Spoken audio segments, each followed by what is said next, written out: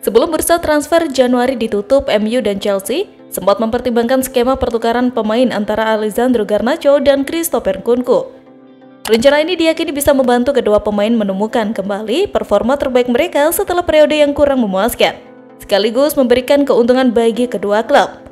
Chelsea sangat tertarik dengan Garnacho dan bahkan siap memenuhi harga yang dipatok United, yakni 65 juta pounds. Namun, menurut Manchester Evening News, MU akhirnya memutuskan untuk mempertahankan Garnacho karena khawatir akan adanya gelombang protes dari para penggemar. Pemain muda asal Argentina ini dianggap sebagai bagian penting dari proyek pembangunan tim di bawah asuhan Ruben Amorim. Menjual Garnacho, terutama ke rival langsung di Premier League, bisa memberikan dampak negatif tidak hanya dari segi teknis tetapi juga citra klub. Keputusan ini menunjukkan bahwa Setan Merah masih memiliki kepercayaan besar terhadap masa depan Garnacho di Old Trafford. Pelatih MU, Ruben Amorim secara terbuka mengapresiasi bakat Garnacho dan menegaskan bahwa ia masih memiliki peran penting dalam skuad utama Setan Merah. Saya sangat senang memiliki Garnacho dalam tim. Dia berkembang setiap hari, dia adalah bakat sejati dan pemain seperti itu selalu membuat pelatih ingin bekerja dengannya untuk mengembangkan potensinya lebih jauh, ujar Amorim.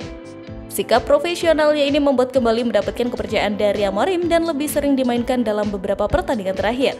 Sejauh musim ini Garnacho telah mencetak 8 gol dan memberikan 6 assist di semua kompetisi. Meski masih perlu banyak peningkatan, potensinya sebagai pemain muda sangat besar dan menjanjikan. Di pertandingan tengah yang berlangsung di Old Trafford, sebuah momen menggambarkan masalah yang dihadapi Ruben Amorim. Striker Manchester United Rasmus Højlund gagal mengontrol bola yang memantul darinya. Lalu ketika bola sampai ke Joshua Zirkzee, ia justru melepaskan umpan yang salah. Højlund seharusnya menjadi ujung tombak serangan, sementara Zirkzee diharapkan mampu mengolah bola dengan baik. Namun, kurangnya kepercayaan diri pada kedua striker ini yang dibeli United dengan total biaya lebih dari 100 juta pound sterling dalam 2 musim berturut-turut membuat Amorim memilih untuk menurunkan keduanya ke bangku cadangan saat melawan Crystal Palace. Penampilan singkat mereka sebagai pemain pengganti menjelaskan alasan di balik keputusannya tersebut. Namun, hal ini menjadi bukti betapa pelatih United merasa Kobbie Mainoo, seorang remaja yang bermain di posisi yang bukan keahliannya di lini depan, adalah pilihan yang lebih baik.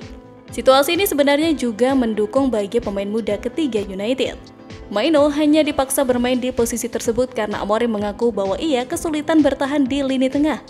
Hal yang memaksa Bruno Fernandes menyesuaikan diri dan mengambil peran yang lebih defensif. Mainoo sempat menikmati momennya dengan menciptakan 1 peluang dan hampir mencetak gol di awal pertandingan. Performa ini cukup meyakinkan Amorim untuk berargumen bahwa eksperimen Mainoo berhasil. Di sisi lain, ketika Marcus Rashford bersiap untuk hengkang, United harus bermain dengan trio depan di mana Alessandro Garnacho adalah pencetak gol terbanyak dengan 13 gol sepanjang karirnya di level tertinggi. Sementara itu, Højlund dan Zirkzee sama-sama belum mencetak gol sejak sebelum Natal. Situasi ini semakin mempertegas betapa seriusnya masalah yang dihadapi lini depan United. Lisandro Martinez dikabarkan tidak bisa memperkuat tim mereka lagi hingga akhir musim ini. Manchester United menggelar tes medis untuk mengetahui kondisi Martinez. Dari pemeriksaan tersebut didapatkan sang bek mengalami cedera di bagian lututnya. Lebih tepatnya terjadi cedera di bagian otot ACL-nya. Menurut laporan tersebut, kondisi cedera Martinez membuat sang bek tidak memungkinkan bermain lagi di sisa musim ini.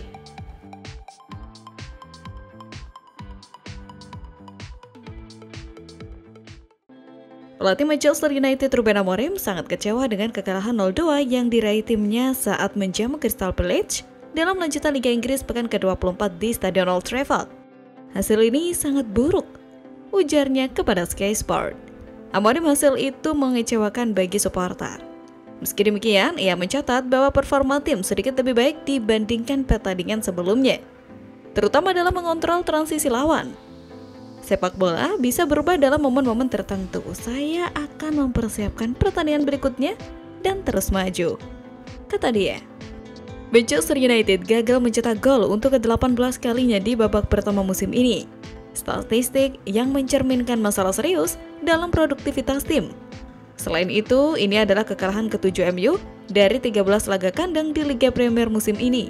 Rekor terburuk mereka sejak musim 1893-94. Amorim menegaskan bahwa tidak ada alasan untuk panik di hari-hari terakhir bursa transfer Januari. Kami berusaha keras untuk memperbaiki tim tanpa mengulangi kesalahan transfer masa lalu, katanya. Ia menambahkan bahwa fokus utamanya adalah membangun momentum kemenangan meskipun tim menghadapi banyak kendala. Kami butuh perbaikan kecil, mencoba memenangkan poin demi poin, ujar Amorim. Selain hasil buruk, MU juga harus kehilangan Lisandro Martinez yang mengalami cedera lutut serius di babak kedua.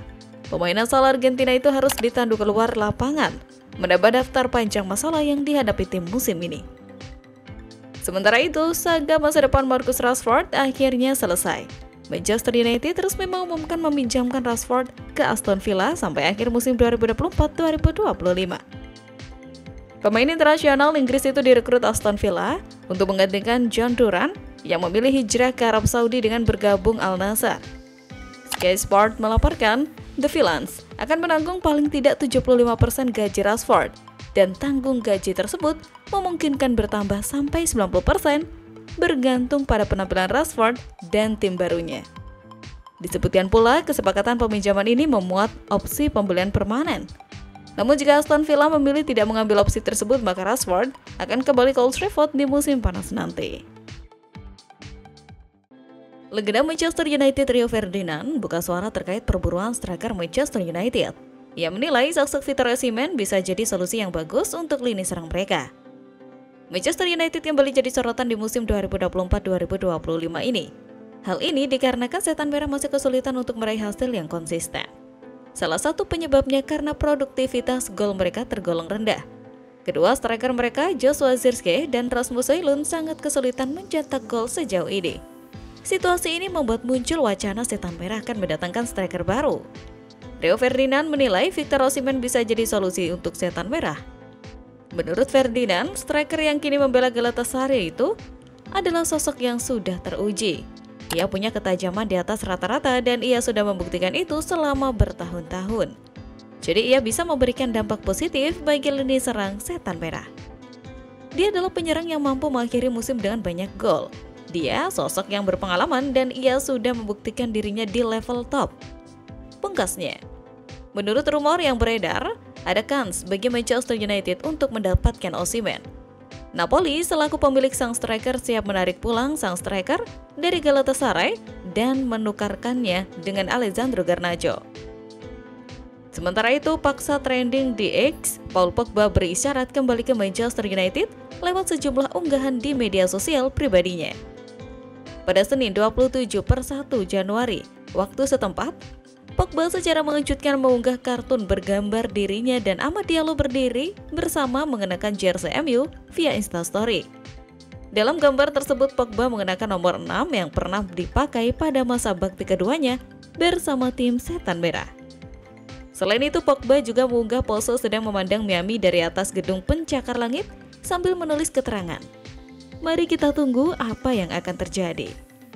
Fabrizio Romano, jurnalis Italia yang kerap menguak transfer pemain, pun ikut memanas-manasi rumor Pogba kembali ke MU. Ia membagikan ulang postingan Pogba di media sosial.